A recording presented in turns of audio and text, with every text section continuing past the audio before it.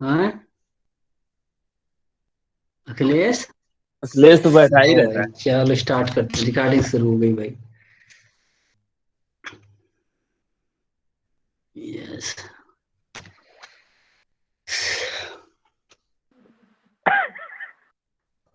As you know that,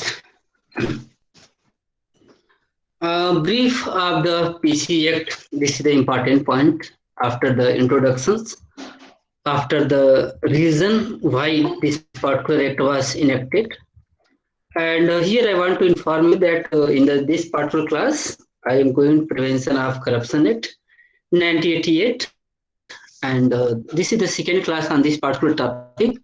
And I want to start from the brief of the PC Act. What is the brief of the PC Act? As you know that this act was enacted during the regime of Mr. Rajiv Gandhi.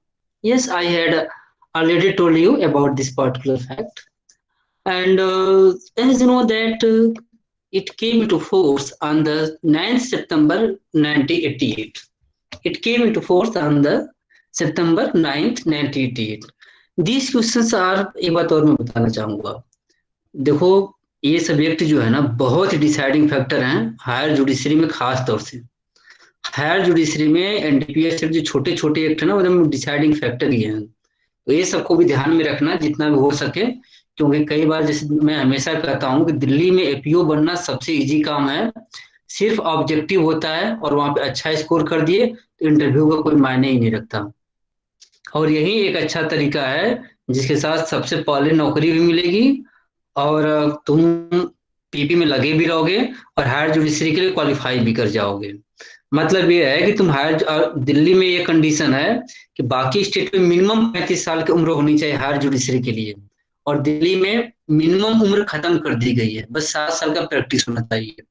अगर कोई लड़का तेज तर्रार रहा है 22 साल की उम्र में, 23 साल की उम्र में एलएलबी कर ले, और अगर तुरंत इनरोल करा ले अपना कहीं और जुडिशरी में एपीओ में कहीं हो जाए तो 7 साल तो ऐसे काउंट हो जाएगा। 31-32 साल की उम्र में हायर जुडिशरी दे सकता है, और हायर जुडिशरी असली जॉब होता है। अदरवाइज लोअर जुडिशरी दिल्ली को छोड़ करके, दिल्ली हरियाणा को छोड़ करके एक क्लर्कियल जॉब है। उससे ज्यादा कोई उम्मीद करता हो तो समझ लो गलत फहमी में जी रहा हो।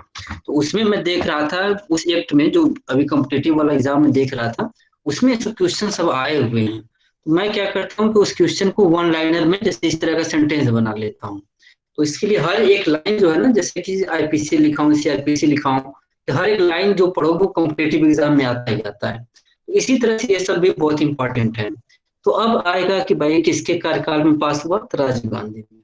कब आया इन्फोर्समेंट में? 9 सितंबर 1988 का है। अब इसके थ्रू हुआ क्या था, सेक्शन 161 आईपीसी की पहले डिस्कस कर चुका हूँ। 161 to 165 IPC which were dealing corruption related repealed by the prevention of corruption act 1938। मतलब कि इस एक्ट के आने के बाद क्या क्या रिपील हुआ, which provisions were repealed by the PC Act 1988. First of all, regarding the IPC, what was changed, what changes came after the PC Act 1988? Main changes was that some provisions of the IPC was omitted, deleted. For the example, section 161 to 165A. अब competitive में पूछ देगा कि इस act के आने के बाद कितने सेक्शन आईपीसी के डिलीट हुए हैं। तो ऑब्जेक्टिव में रहेगा 162 से 166, 167 से 68, 69। तो तुम्हें वो सब नहीं देखना है, बस ये देखना है कि 161 से लेकर के 165 ए was deleted. I hope that everyone is getting my Hindi language. If anyone is facing problem please let me know. किसी को प्रॉब्लम नहीं ना हो रही है हिंदी लैंग्वेज में? नहीं हो नो सर। रही। In this particular case, this was the point. Yes. So what was changes regarding the IPC? Yes, some sections were repealed by this particular act. 161 से 165 ए तक रिपील हुआ। किस सेक्शन के थ्रू रिपील हुआ? Section 31 of the PC act 1988। This act was repealed. इसमें total section कितने हैं? Total 31 section है पीसी एक्ट में। How many sections? Total sections in the PC act 1988, total section 31। तो what is the section 31? By section 30, PC Act 1947 was repealed। Section 30 के द्वारा जो 1947 का पीसी एक्ट हुआ उसको रिपील किया गया। सेक्शन 30 हो गया। सेक्शन 31 से क्या हुआ? सेक्शन 31 से ये हुआ कि आईपीसी के जो प्रोविजन थे 161 से 165 तक वो रिपील कर दिए। और मैं हमेशा कहता हूं कि कोई भी पार्टिकुलर एक्ट होता है उसका लास्ट सेक्शन या लास्ट से एक दो सेक्शन पहले का जो सेक्शन होता है वो रिपील एंड सेविंग की ही बात करता है। चाहे हिंदू मैरिज एक्ट का हो, चाहे सक्सेशन का हो, चाहे सीआरपीसी का कोई भी एक्ट हो, रिपील एंड सेविंग लास्ट में ही होता है। तो अब सेक्शन 30 से क्या रिपील हुआ? तो prevention of corruption act yes yes prevention of corruption act 1947 section 30 द्वारा रिपील हुआ। 31 से क्या रिपील हुआ? आईपीसी रिपील हुआ। दो सेक्शन तो याद हो गया हमें, 30 और 31 याद हो गया। अब यहाँ पे टोटल कितने सेक्शन है? टोटल सेक्शन 31 है। At present time there are total section 30. Why at present time there are total section 30? Because last section was repealed in 2001. अब एक्चुअली क्या हुआ, जब आईपीसी का सेक्शन रिपील हुआ तो अब वो डेट की तरह आ गया था, तो लास्ट सेक्शन वाला ऑटोमेटिक हटा दिया जाए, कोई उस तरह का नहीं था। Earlier it was not applicable to the state of Jammu and Kashmir. Several questions had been asked regarding the extent of this particular act. Yes, before the 2019, this act was not applicable to the Jammu and Kashmir. But after 2019 amendment, that is after Jammu and State Reorganization Act 2019, which came into force just 1 year before, that is the 31st October 2019. So after that particular act, now at present time, this particular act is applicable to whole India, including Jammu and Kashmir, Ladakh, whatever might be that. This act is applicable now after this particular act. This act is applicable to whole of India, including Jammu and Kashmir. Okay. This act was also amended in 2018, by which some provisions were inserted, including Section 29A was inserted. Regarding the Law Commission of India, Law Commission of India in its 254th and 258, अब 254 और 258 में कितना अंतर है? 4 का अंतर है। 4 4 दुना के 8, या 254 हो गया 254, अब वहां पे क्या हो गया 258। इन दोनों रिपोर्ट में law commission of India also recommended to amend this PC Act 1988, and this footnotes denotes that this information is available on this particular website. अब ये जो सेटिंग वोटिंग है कि टाइम्स न्यू रोमन में है कि नहीं, ये फुटनोटिंग सही नहीं डाला हूँ, लास्ट में सब काम होता है जब चैप्टर लिख लेता हूँ तब, तो अभी ऐसे ही पढ़ा हुआ है, ठीक ना। तो फुटनोटिंग का मेथड मत ध्यान रखना, बाकी जो अब हमने देखा कि पीसी एक्ट के total section 31 came into force 9 September 1988. Sections 30, 31 repealing about the IPC, some provisions IPC and old PC Act 1947. It was amended in 2018. It is applicable to the whole of India, including Jammu and Kashmir. And Law Commission of India in the 254th and 258 recommended to amend the PC Act 1980. This is the brief about the PC Act. What happened in the international level? As you know that in the international level, actually क्या है, जब तुम अपना answer लिखोगे competitive exam में या semester exam में, तो बस एक लाइन भी लिख दोगे ना कि डोमेस्टिक का जो लिखे सो लिखे ही, अगर एक लाइन में लिख दोगे कि law commission of India in its 258 report suggested for recommendation, तो ये सब जो है समथिंग चेंज कर देगा, पूरा इन्वायरमेंट को चेंज कर देगा कि स्टूडेंट्स को कितना एक्स्ट्रा नॉलेज है कि जो चीज सिलेबस में नहीं है, जो चीज किताबों में कहीं कुछ नहीं है, फिर भी उसको मालूम है कि 254 258 रिपोर्ट है। इसका मतलब कि फ्यूचर में जब इसको जरूरत पड़ेगी तो इस रिपोर्ट को लिख करके खोल करके पढ़ सकता है, लिख सकता है, समझ सकता है। ये सब लाइनें जो होती है पूरी गेम चेंजर हो जाती है। अब उसी तरह से in the international law, what is the situation at international law? As you know that at the international law every year International Transparency, this is the NGO, this is the body which issue the index of the country कि भारत में corruption बढ़ा नहीं बढ़ा घटा, तो इस पर आते रहता है, बवाल होते रहता है, उसमें कोई नहीं है। अब इंटरनेशनल लेवल का क्या सिचुएशन है? As you know that at the international level, United Nations Convention Against Corruption has been accepted in 2003. India assented in 2011 And in pursuance of that assent, that agreement, India tried to amend our act, that is the PC Act 1988. In one line, you can say that the United Nations Convention Against Corruption 2018, this is the conventions related to the international body. And on this point, there is no need to discuss because it will be time consuming. Come to the Santhanam Committee report. As you know that in the previous class, I had already discussed Santhanam Committee report. But here in the brief, I wanted to discuss in 1 or 2, 5 minutes I will take. In the parliament, there was a debate regarding the changes of law. And when Pandit Jawaharlal Nehru was the prime minister and Mr. Pandit Lal Bahadur Shastri was the home minister. Home minister ensured for constitution of the committee and Santhanam committee was constituted. Santhanam was the MP. Santhanam was the MP, जिस member of parliament थे. और total member कितने थे इस committee में? 8 थे. 8 के 2 part में डिवाइड करेंगे. 6 तो वे हो गए जो एमपी थे और 2 वे हो गए जो ऑफिसर्स बैकग्राउंड से आते थे. जैसे मान लीजिए विजिलेंस कमीशन है, इस तरह के जो कमीशन जो बॉडी काम कर रही थी उनसे थे. टोटल 8 मेंबर इसमें काम कर रहे थे. तो MPs who was the head of this, Pandit K Santhanam was the Santhanam, yes Santhanam, Pandit Santhanam K Santhanam was the Santhanam. कैसे कुछ गलत हो रहा है क्या? के सतनाम, इसका थोड़ा नाम देख लेना, सतनाम नहीं होना चाहिए, संथानम होना चाहिए. संथानम ही है, संथानम है ना, एन छूट रहा है यहाँ पे. आई होप एन मिस कर रहा है यहाँ पे.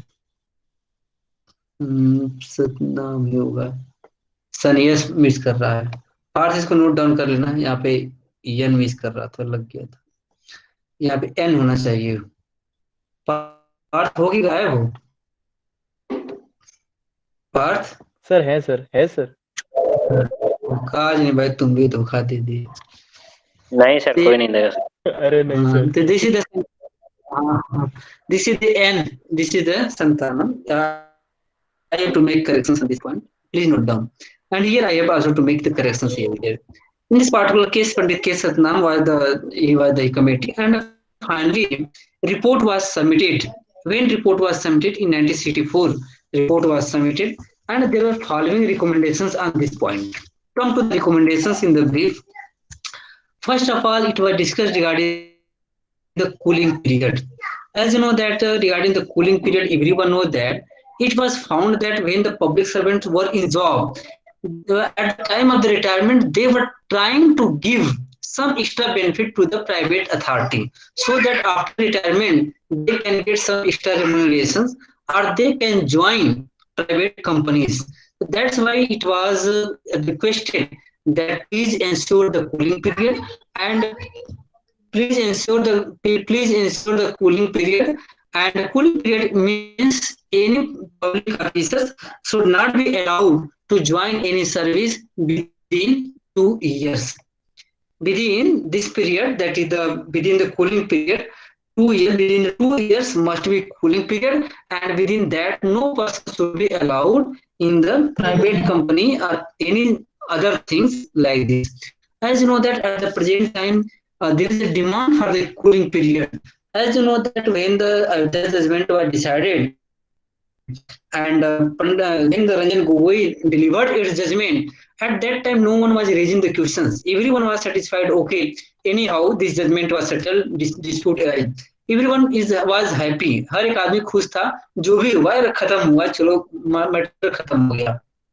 लेकिन जिस तरह से उन्होंने उस जजमेंट के बाद बीजेपी को ज्वाइन किया और राज्यसभा में पहुंचे और असम में मुख्यमंत्री पद की दावेदारी को लेकर के बातें आई, पूरा एक जजमेंट पे शैडो आ गया. मतलब एक लगने लगा कि कहीं न कहीं ये जजमेंट गिव एंड टेक पर ही था. तो ये गलत मैसेज गया और पब्लिक में सुप्रीम कोर्ट के मैटर को लेकर के फेथ बहुत ही कम होता जा रहा है. और यही मैटर रहा तो सुप्रीम कोर्ट अपने वर्स्ट कंडीशन में चला जाएगा. ऐसा एक बार सिर्फ हुआ था जब ऑनरेबल सुप्रीम कोर्ट ने केस डिसाइड किया था 1976 में, हैबियस कॉर्पस केस का जो आया था. हैबियस कॉर्पस केस 1976 का सबसे वर्स्ट जजमेंट आया हुआ था. और वो वर्स्ट मतलब होता है जैसे सबसे मतलब गर्त में चले जाना, सबसे मतलब अपने उस टाइम का सबसे वर्स्ट टाइम में पहुंच जाना उसी जजमेंट के बाद आया हुआ था। 1976 के बाद सुप्रीम कोर्ट इतना स्ट्रांग होता चला गया कि आज तक स्ट्रांग ही होता गया। लेकिन पिछले 8-10 साल से मैं देख रहा हूँ कि जिस तरह से हाई कोर्ट के जजों में, सुप्रीम कोर्ट के जजों में पॉपुलैरिटी पाने की लालसा है, ऐसे ऐसे मैटर पे कंट्रोवर्शियल स्टेटमेंट देने की जो माइंड सेट बनते जा रहा है, और तुरंत ही रिटायर होते ही किसी का चेयरपर्सन बन जाना, किसी ट्रिब्यूनल का सदस्य बन जाना, कहीं राज्यपाल बन जाना। राज्यपाल बनना, एमपी एमएलए बनना पूरा पॉलिटिकल पॉइंट हो जाता है। तो आप अंदाजा लगा सकते हैं कि उस समय 1962-64 के समय संथानम कमेटी ने एक रिपोर्ट दिया था, और जिसमें कहा था कि पब्लिक सर्वेंट के लिए कूलिंग पीरियड होना चाहिए। मतलब कि इनके रिटायरमेंट होने के 2 साल तक इनको किसी भी तरह का नौकरी मत दीजिए, अदरवाइज अपने रिटायरमेंट के टाइम ये कुछ ना कुछ कांड करेंगे ये सब।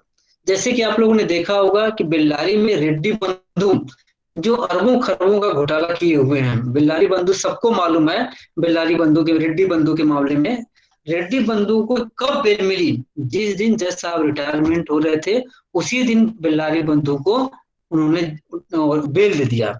और उसी समय तो जांच तो रहती है हमेशा साहिबला, उसी समय पाया गया था कि उन्होंने 2 करोड़ लिया था 2 बिल देने का।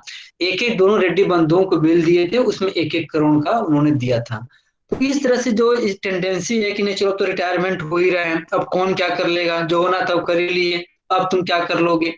तो कूलिंग पीरियड के साथ साथ एक आगे 2 ईयर में ज्वाइन नहीं करोगे।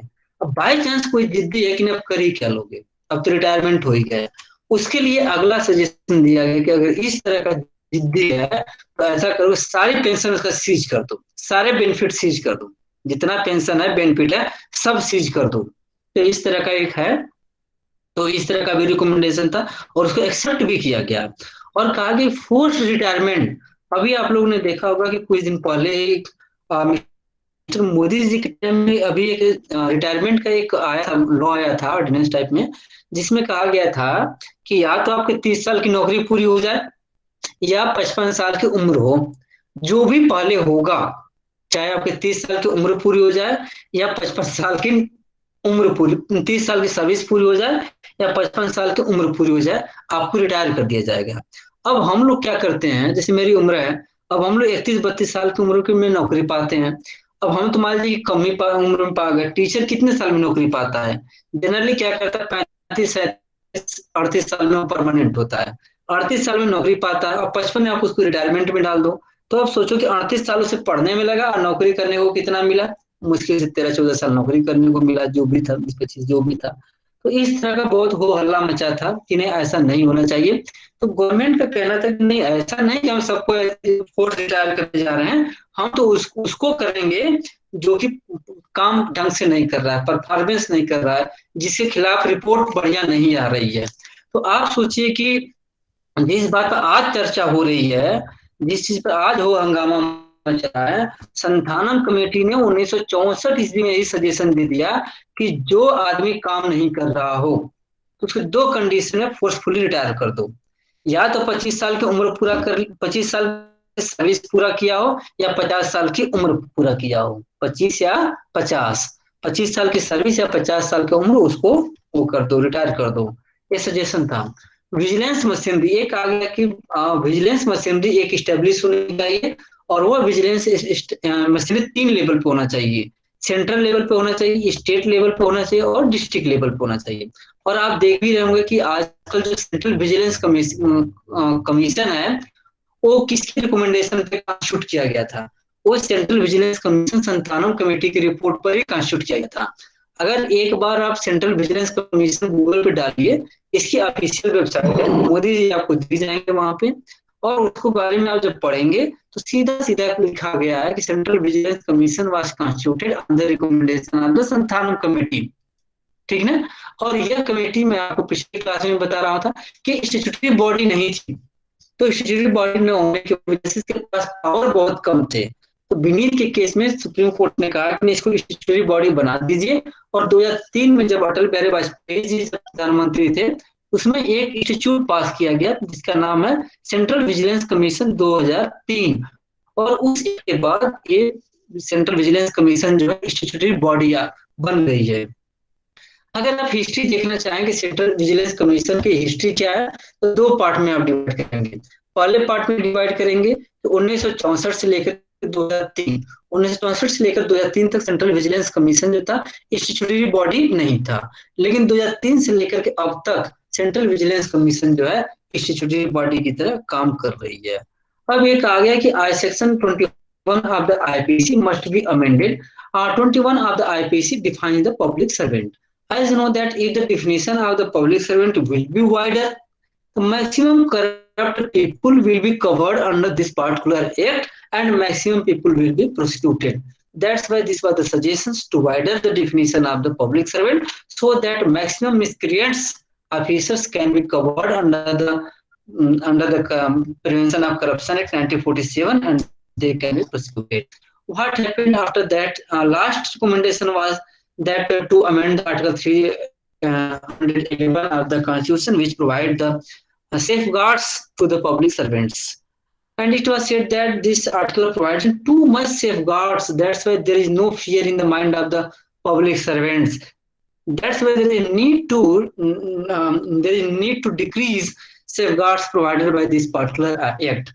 My point is that Santhanam committee, this was the recommendation cooling period, seizing of the pension, provident fund, forced retirement, vigilance machinery, section 21, 31 must be amended like these things. So these are the brief. Object of the PC Act, this is the important point. Why this particular act was amended? एक बार देख लें, तुम सब ठीक ठाक हो ना? सही है।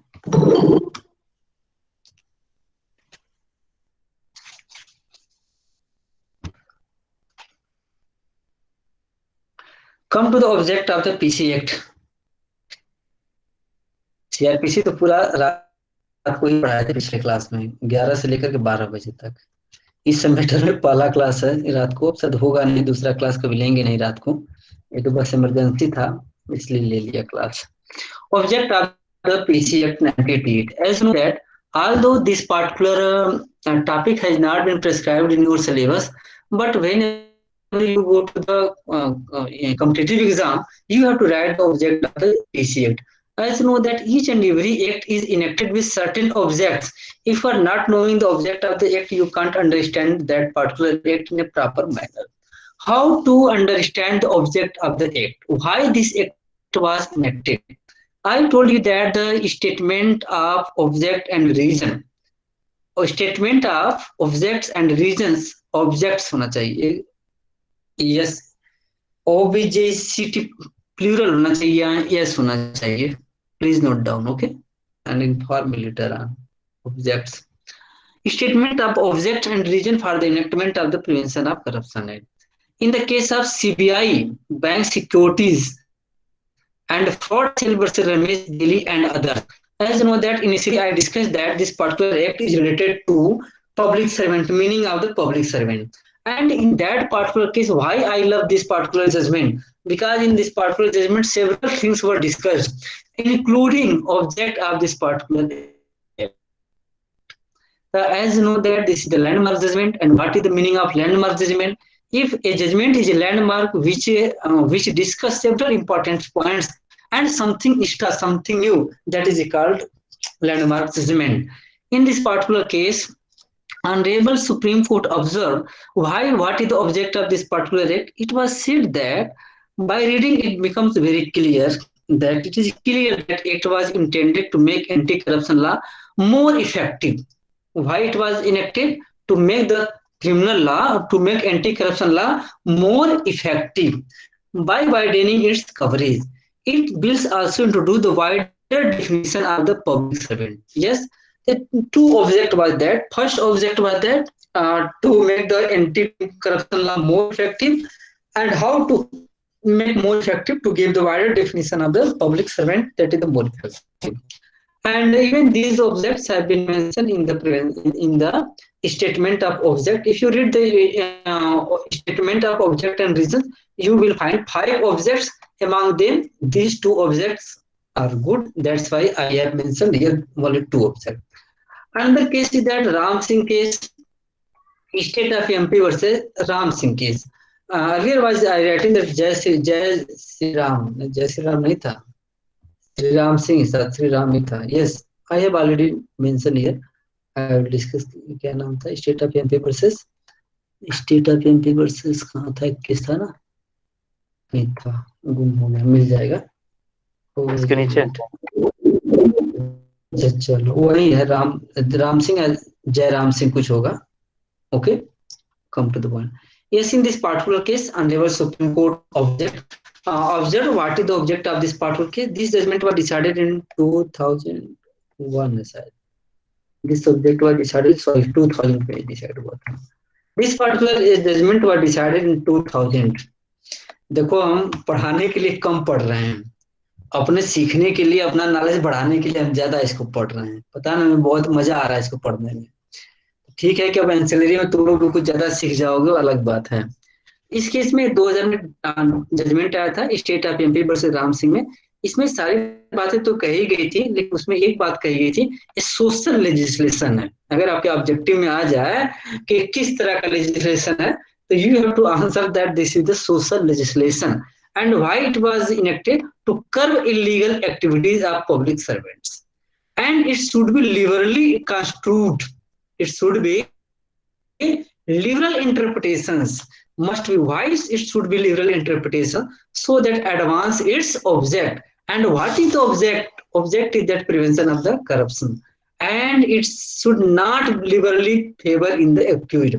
In this case, two important points are important. First is that this is the social legislation, and second is that it must be liberal interpreted in favor of the object of the part act rather than in favor of the accused. After the object of this particular case, come to the previous year question paper. Define public servants. Define public servant under the Prevention of Corruption Act with a special reference to decided cases.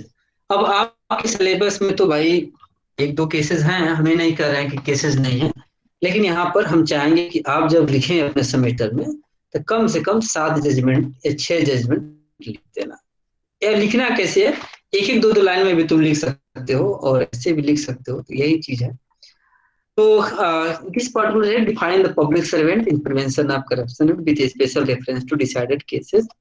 और अगला question था कि define broader of public servant and illegal gratification in the light of Kalicharan Mahapatra versus state of Orissa. Regarding the Kalicharan Mahapatra versus State of Odisha, tomorrow I will discuss thoroughly. In the next class, I will discuss it thoroughly. But in the brief, what I wanted to discuss. Yes, come to the point here is that Section 2 of the Section 2 PC it defines the public servant. Because question is that define the public servant. To which section define the public servant? 2C of the PC Act defines the public servant. And section 21 of the IPC also define the public servant. Okay. In the old PC Act 1947, it was also deciding parametric definition was that. And there are several other cases decided by Honorable Supreme Court by which definition of public servants become clearer. अब क्या है कि definition में हम जब जाएंगे दो part में जाएंगे. Definition of public servant there are two parts under the IPC and under the PC act 1988. अब जो हमारा डेफिनेशन है इसको हमें वो करना पड़ेगा.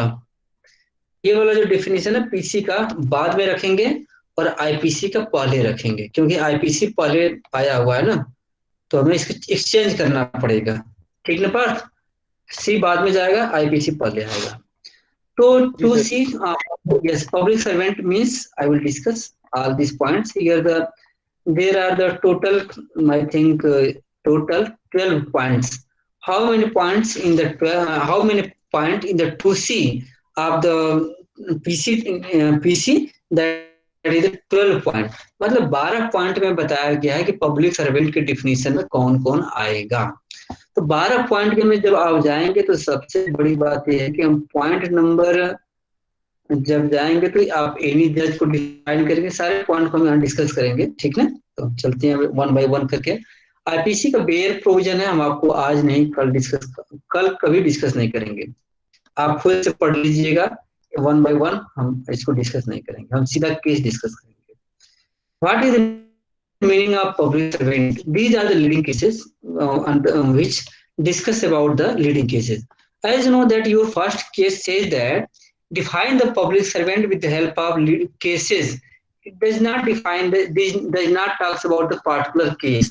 Here you can write any types of judgment. The how many judgments here we come to the point here is that as you know that this judgment is the AM Karunanidhi versus Union of India. Everyone knows when it was decided. It was decided in 1979. And I told you that he was several times Chief Minister of the Tamil Nadu, and he was several times Minister in the Central also. As you know that in M. Karunanidhi versus Union of India case, question was that whether the Chief Ministers or ministers should come under the public servant or not. Of course, they come under the public servant. Chief minister और minister सबसे corrupt politician होते हैं, क्योंकि ये इतने साथी होते हैं कि सब कुछ मालूम होता है, कोई भी करप्शन इनके बिना नहीं होता है। तो सबसे पब्लिक सर्वेंट के डिफिनेशन में तो इनका आना बहुत ही जरूरी है।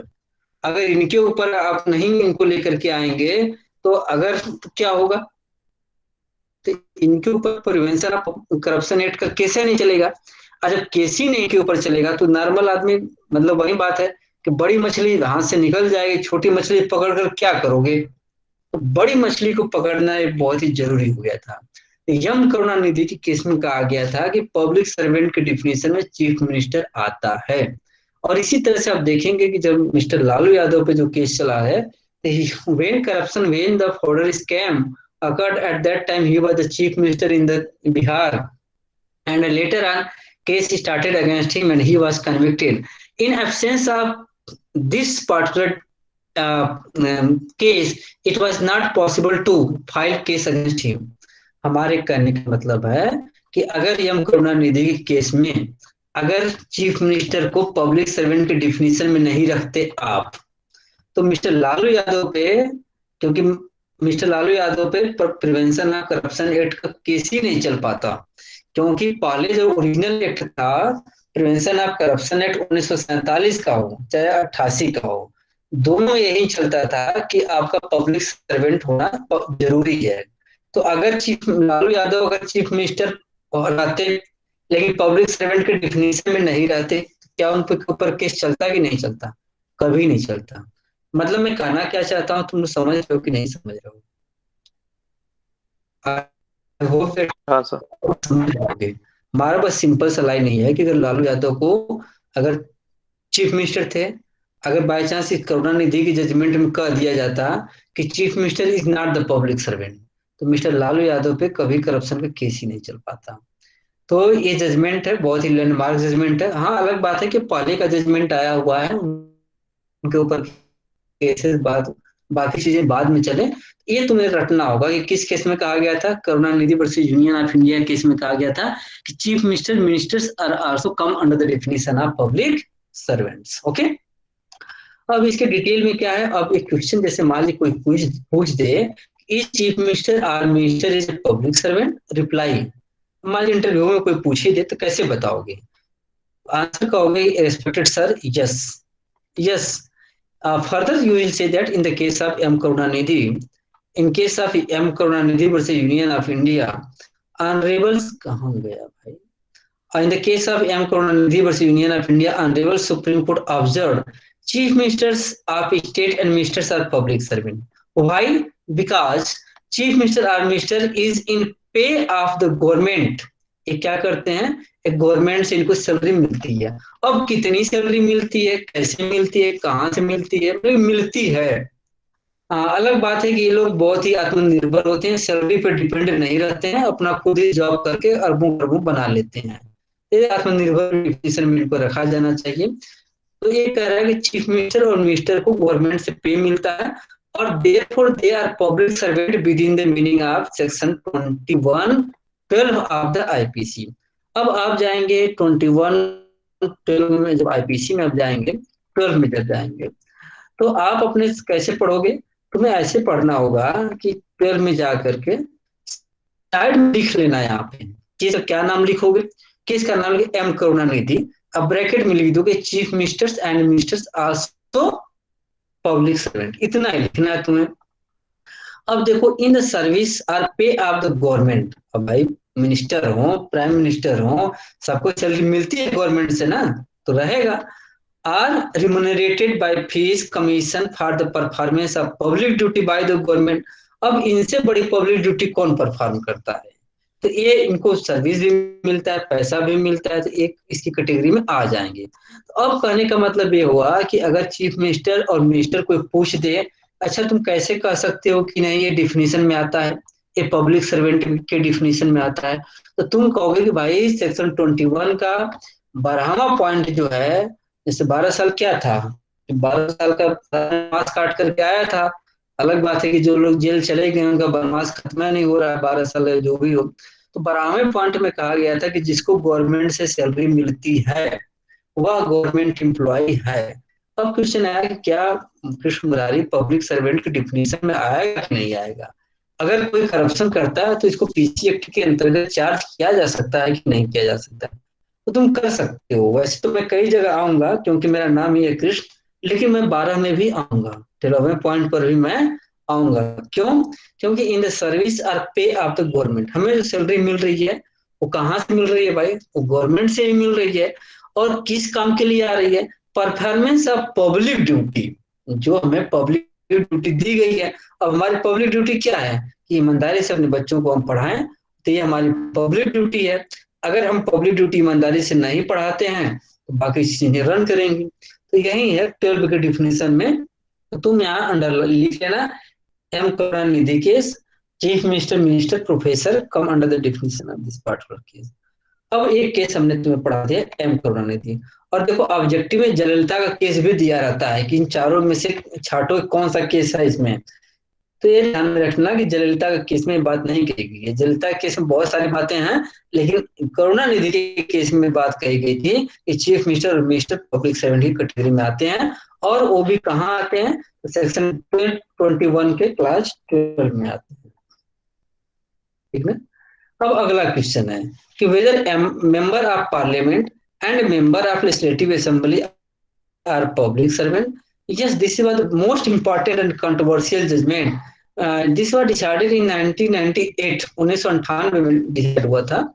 किसका नाम है? PV Narasimha Rao versus CBI.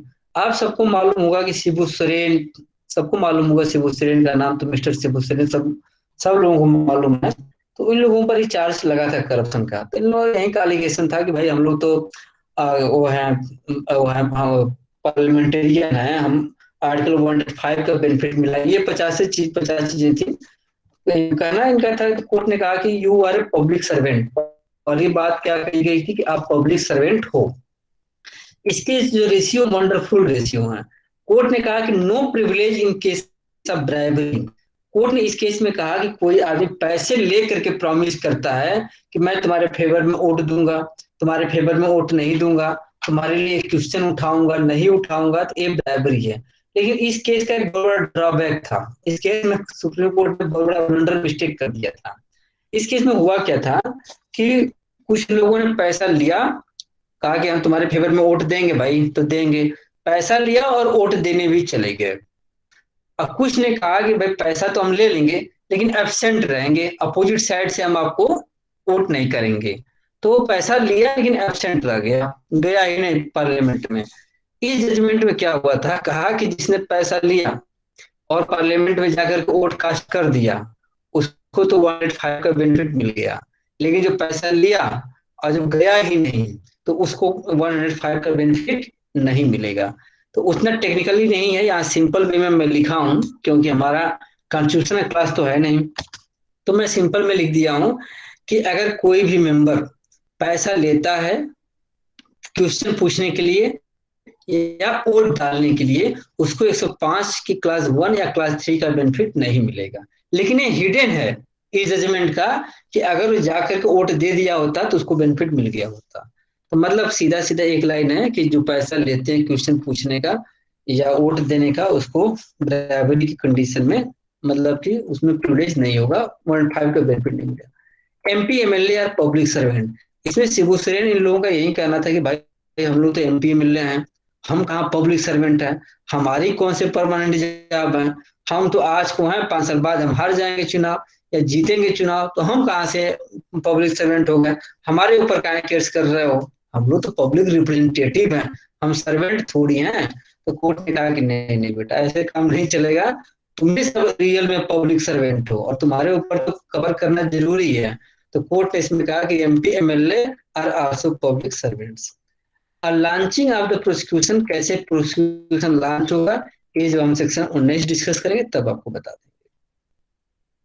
अब जज एंड इंक्लूड्स, अब ये क्वेश्चन था कि क्या वर्ड जज लिखा हुआ है, जैसे मान लीजिए सेक्शन 21 के थर्ड में लिखा हुआ है, या आईपीसी का, आईपीसी का सेक्शन 21 के थर्ड में लिखा, या 2C के 4 के पीसी में लिखा हुआ है कि जज पब्लिक सर्वेंट के डिफिनीशन में आएंगे।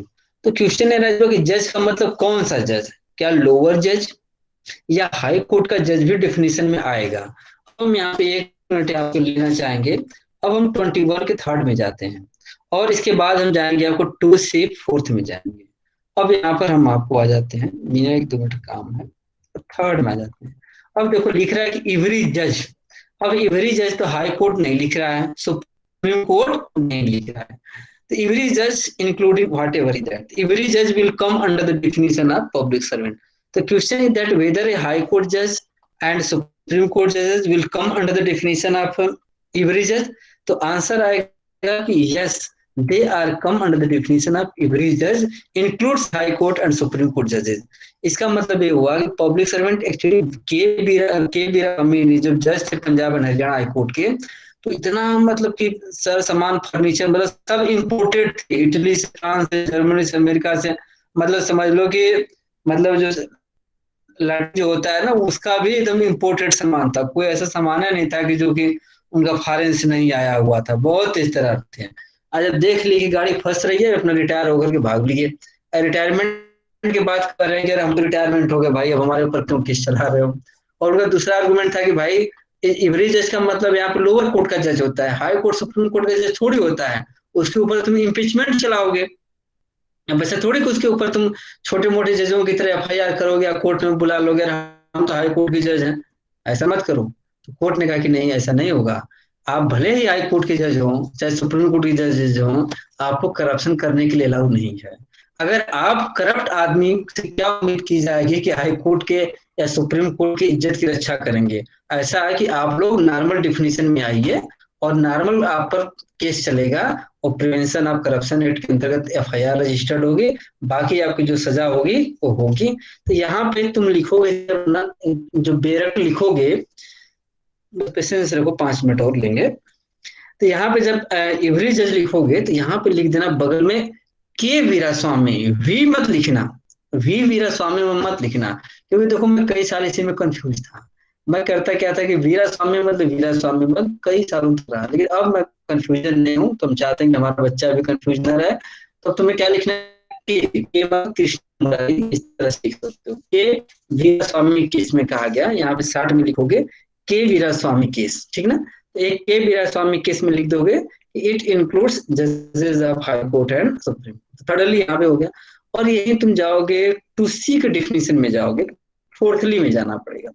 फोर्थली में वही बात है कि एनी जज, तो जो डिफिनीशन तुम वहां पे थर्डली में देख रहे थे सेक्शन 21 के आईपीसी के, वही डिफिनीशन तुम 2C में देख रहे हो, ये भी यहाँ पे लिख दोगे। तो यहाँ पर जब डायरेक्ट पढ़ोगे तो बगल में यहाँ लिख देना, ताकि कंपटीशन देना पड़े तो एक बार पेज उठाओ और क्रिस की तरफ पूरा किताब 1 ही मिनट में पढ़ जाओ। इस मूवी देखे हो ना तो वैसे ही पढ़ जाओ।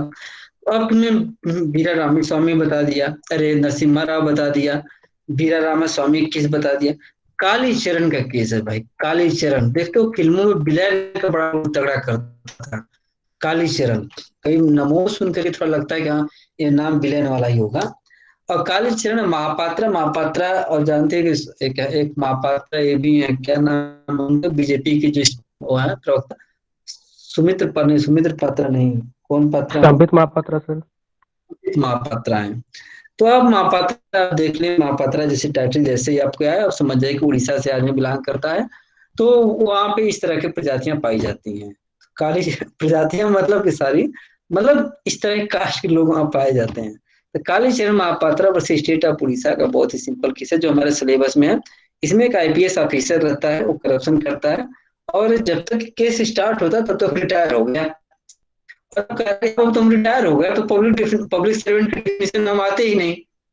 तो अब एक क्वेश्चन राइज हुआ कि क्या रिटायर्ड आदमी पब्लिक सर्वेंट के डिफिनीशन में आएगा कि नहीं आएगा। तो कोर्ट ने कहा कि भाई पब्लिक सर्वेंट का डिफिनीशन जिस दिन तुम करप्शन किए हो उस दिन के हिसाब से डिसाइड होगा, रादर देन जिस दिन तुम रिटायर्ड हो गए क्या हो गया, जिस दिन तुम काम करते हो उस दिन के हिसाब से डिसाइड होगा। तो काले चरण के केस में कोर्ट ने कहा कि भाई पब्लिक सर्वेंट के डिफिनीशन में जो रिटायर्ड पब्लिक सर्वेंट है वो भी कवर करेंगे। और इस बात को लेकर के जजमेंट 1998 में, ये डिस्प्यूट बहुत लंबे टाइम तक था। 2018 में जो अमेंडमेंट लाए हैं मोदी जी, जिसकी मैं बहुत तारीफ कर रहा हूँ, उसमें उन्होंने बहुत ही क्लियरली लिख दिया, कहा कि पब्लिक सर्वेंट इज और वाज दोनों कवर करेगा। वो कहा कि या तो पब्लिक सर्वेंट जो है या जो पब्लिक सर्वेंट था, मतलब जो रिटायर्ड हो चुका है, उसके मामले में भी ये सब लागू होगा। तो अब कोई कंट्रोवर्सी नहीं है, 2000 अमेंडमेंट के आने के बाद बहुत ही क्रिस्टल क्लियर है। अब जो हमारा नया एक्ट है अमेंडमेंट के साथ, वो चाहे आप रिटायर्ड हो जाए चाहे आप वर्किंग में रहे, आप सब समान रूप से लागू होगा। लेकिन उस समय और डिस्प्यूट था, उस समय क्योंकि अमेंडमेंट हुआ नहीं था, उस डिस्प्यूट को कालीचरण के केस में, कालीचरण महापात्रा के केस में सुप्रीम कोर्ट ने क्लियर कर दिया, कहा कि भाई पब्लिक सर्वेंट के डिफिनीशन में अगर कोई रिटायर्ड भी हो चुका हो तो उसके काम के हिसाब से डिसाइड होगा कि पब्लिक सर्वेंट है कि नहीं है। और इस केस में एटलीस्ट रिटायर्ड आईपीएस जो था वो पब्लिक सर्वेंट के डिफिनीशन में आता है। अब हम जब आगे बढ़ते हैं तो बहुत ही अच्छा जजमेंट आया हुआ है, सीबीआई सिक्योरिटीज का है एक केस, बैंक फ्रॉड का केस, जिसको मैं बता भी रहा था। जैसे मान लीजिए कि अगला केस है, अगला क्वेश्चन क्या है। अब देखो यहाँ पे बी रामास्वामी के बारे में तो जान ही रहो, तुम लोग बता ही रहा कि फॉर्मर चीफ जस्टिस थे, करप्शन किए थे, कहाँ कहाँ था सब पढ़ लेना, इसमें कोई वो नहीं। अगला क्वेश्चन है कि क्या retired public servant public servant के डिफिनीशन में आता है कि नहीं। यस आता है। क्यों? क्योंकि सुप्रीम कोर्ट ने कालीचरण के केस में बोल दिया कि हाँ। अब क्वेश्चन ये था कि क्या कोई सबसे रिसेंट जजमेंट है सुप्रीम कोर्ट का और एक्स्ट्राऑर्डिनरी जजमेंट है, बहुत ही प्यारा सा जजमेंट है, इसको आप पढ़ना, तुम सब मत पढ़ना, टाइम लगेगा फालतू का। अब इसमें एक कहता है कि क्वेश्चन था कि अगर कोई प्राइवेट कंपनी का, देखो जैसे प्राइवेट बैंक है, अब वो प्राइवेट बैंक का कोई चेयरपर्सन हो, डायरेक्टर हो, ऑफिसर हो, और वो करप्शन करता है, और मतलब करप्शन पहले करता है, करप्शन उसको करके घाटे में चला गया। अब घाटे में चला गया, सरकार से जुगाड़ पानी लगाया होगा, अब घाटे में जब जाए तो सरकारी बैंक में फायदे में तुम आ जाओ, तुम अकेले लूटते रहो। अब इसी में जुगाड़ पानी लगा करके उसने विजया बैंक में, एक ओरिएंटल बैंक जो अभी शायद विजया बैंक हो गया है, ओरिएंटल बैंक में उसका एमालगमेशन करा दिया कि भाई जो लाभ हानि हो तुम ले जाओ। यही प्राइवेट की मुझे सबसे बात बुरी लगती है, जब तक उन सबों को फायदा होता रहेगा तब तक अपने आप को अलग रखेंगे, और जैसे ही नुकसान होगा वो गवर्नमेंट को सरेंडर करके भाग जाएंगे सब। और गवर्नमेंट क्या करेगी कि बहुत सारे इलेक्ट्रोल बॉन्ड लेकर के इधर उधर लेकर के जो हो रहा है सो हो रहा है, सरेंडर कर लेता है सब। इसी में क्या हुआ था कि इस केस में सुप्रीम कोर्ट ने कहा कि भाई अगर कोई ऐसा प्राइवेट बैंक है जो कि उसका चेयरपर्सन डायरेक्टर करप्शन करता है, भले ही वो एमालगमेशन हो चाहे न हो, वह पब्लिक सर्वेंट के डिफिनीशन में आएगा। और रीजन क्या दिया गया था, क्यों आएगा पब्लिक सर्वेंट के डिफिनीशन में, क्योंकि क्लास 8 की वजह से आएगा। अब क्लास 8 क्या है, क्लास 8, अब तुम पीसी एक्ट जब पढ़ोगे, एक मिनट आ जाओ, अब जब तुम पीसी एक्ट पढ़ोगे तो यहाँ पे अपना केस का नाम लिख देना, केस का नाम लिख देना कि भाई सीबीआई वर्सेस जो भी था बताया। अब इसमें कहा गया था एनी पर्सन, अब देखो कैसे प्राइवेट बैंक का आदमी पब्लिक सर्वेंट के डिफिनीशन में आ जाता है। ये टोटली हम लोगों का जो माइंड है उसको चेंज कर दे रहा है। कह रहा है कि अगर कोई ऐसा व्यक्ति है, होल्ड एनी ऑफिस, कोई भी ऑफिस, कैसे पब्लिक हो प्राइवेट हो उससे मतलब नहीं है, hold any office by virtue of which he is authorise, जिसको अथराइज किया जाता है या जिसे रिक्वायर्ड किया जाता है। क्या अथराइज किया जाता है? जो पब्लिक ड्यूटी परफॉर्म करेगा। क्या परफॉर्म करेगा? पब्लिक ड्यूटी, या उससे उम्मीद की जाती है कि पब्लिक ड्यूटी परफॉर्म करेगा। तो कोई भी प्राइवेट व्यक्ति होने के बावजूद अगर लॉ आपको पब्लिक ड्यूटी परफॉर्म करने के लिए बोल दे, तब आप वहां पब्लिक मतलब सर्वेंट के डिफिनेशन में आ जाएंगे। अब पब्लिक ड्यूटी क्या है ये भी डिफाइन किया गया है, और इस बेस को बना करके जैसे इसमें कहा गया, जैसे कोई बैंक है, तो भाई बैंक कैसे चलता है, रन करता है। बैंक तो रिजर्व बैंक ऑफ इंडिया से पूरा परमिशन लेना पड़ेगा, डॉक्यूमेंट सबमिट होता है, सब कुछ होता है। तो आरबीआई के थ्रू ही आप काम करते हो। तो आरबीआई जब आपको अथराइज करता है तो आप पब्लिक सर्वेंट की कैटेगरी में आ जाओगे। अब मान लीजिए कि अमेठी है, नोएडा है, प्राइवेट लॉ कॉलेज कई रन कर रहे हैं। अब कल वो कहेंगे भाई तो हम तो प्राइवेट स्कूल रन करा रहे हैं, प्राइवेट कॉलेज यूनिवर्सिटी रन करा रहे हैं, हम लोग पब्लिक सर्वेंट के डिफिनेशन में नहीं आएंगे, हम लोग प्राइवेट सर्वेंट के डिफिनेशन में आएंगे। तो क्या उनके लॉजिक एक्सेप्टेबल है? नहीं, वो लॉजिक एक्सेप्टेबल नहीं है।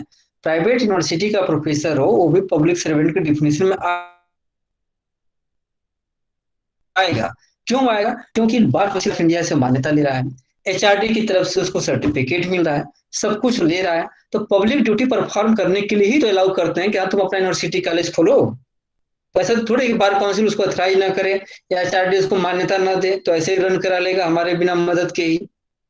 तो इसका मतलब है कि जितने प्राइवेट वाले भी हैं, इस जजमेंट के बाद, ये जजमेंट इसीलिए मुझे अच्छा लगता है, इस जजमेंट के बाद इसने क्रिस्टल क्लियर कर दिया है अगर कोई प्राइवेट कंपनी हो या इस तरह का कोई भी हो जिसको लॉ अथराइज करता है, क्या करने के लिए अथराइज करता है?